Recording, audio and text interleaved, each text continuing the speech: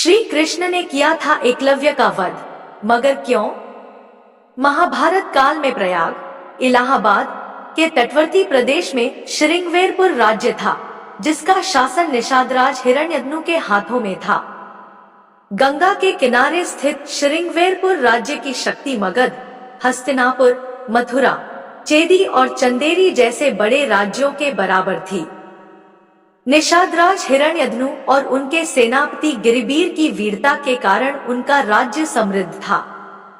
वे अपनी रानी सुलेखा और मंत्री परिषद के सहयोग से राज्य संचालन करते थे। निषादराज और रानी सुलेखा के घर एक पुत्र का जन्म हुआ, जिसका नाम अभिद्युम्न रखा गया, लेकिन लोग उसे अभय नाम से पुकारते थे।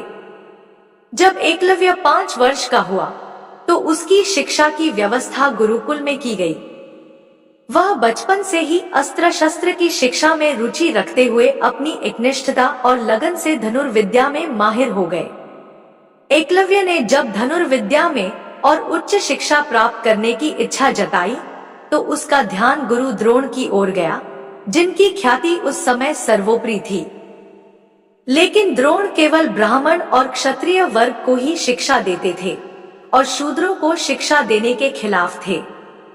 निषादराज ने एकलव्य को समझाया कि द्रोण उसे शिक्षा नहीं देंगे, लेकिन एकलव्य ने अपनी हार नहीं मानी और द्रोण से शिक्षा प्राप्त करने की जिद की। जब द्रोण ने उसे अस्वीकार किया तो एकलव्य ने अपने घर लौटने के बजाय वन में द्रोण की मिट्टी की एक प्रतिमा बनाई और उसी की पूजा करते हुए धनुर्विद्या का अभ्यास करने लगा। एक दिन द्रोण और उनके शिष्य उस वन में पहुंचे और उन्होंने देखा कि एकलव्य ने कुत्ते के भौंकने से परेशान हुए बिना उसे चुप कराने के लिए अपने बाणों से उसका मुंह बंद कर दिया। द्रोण ने एकलव्य की काबिलियत को देखा और यह जाना कि उसने वह धनुर्विद्या कहां से सीखी। एकलव्य ने उन्हें बताया कि उसने द्रोण की प्रतिमा से यह विद्या सीखी थी।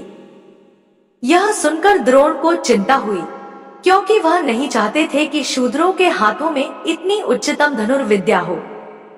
इसके बाद द्रोण ने एकलव्य से गुरुदक्षिणा में उसका दायां अंगूठा मांग लिया।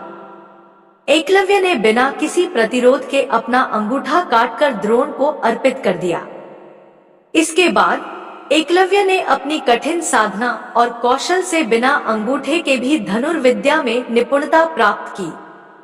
वह पिता की मृत्यु के बाद श्रृंगवेरपुर राज्य का राजा बना और निषाद वंशी एक सशक्त सेना और नौसेना बनाकर अपने राज्य की सीमाओं का विस्तार किया।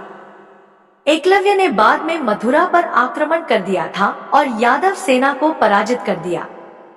इस युद्ध में श्री कृष्ण ने छल से एकलव्य का वध किया। कृष्ण ने एकलव्य को अकेले ही सैकड़ों यादव योद्धाओं को रोकते हुए देखा और यह दृश्य उन्हें विश्वास नहीं हो रहा था। युद्ध के बाद जब पांडव अपनी वीरता का बखान कर रहे थे, कृष्ण ने अर्जुन से कहा, तुम्हारे प्रेम में मैंने क्या क्या नहीं किया है। तुम्हें सर्वश्रेष्ठ धनुर्धर बनाने के लिए मैंने द्रोणाचार्य का वध करवाया, महापराक्रमी कर्ण को कमजोर किया और एकलव्य को भी वीर गति दी, ताकि तुम्हारे रास्ते में कोई बाधा न आए। इस तरह श्री कृष्ण ने अर्जुन के रास्ते में किसी भी प्रकार की बाधा को न आने देने के लिए एकलव्य का वध किया, क्योंकि एकलव्य की क्षमता अर्जुन के सर्वश्रेष्ठ धनुर्धर बनने के मार्ग में अड़चन डाल सकती थी।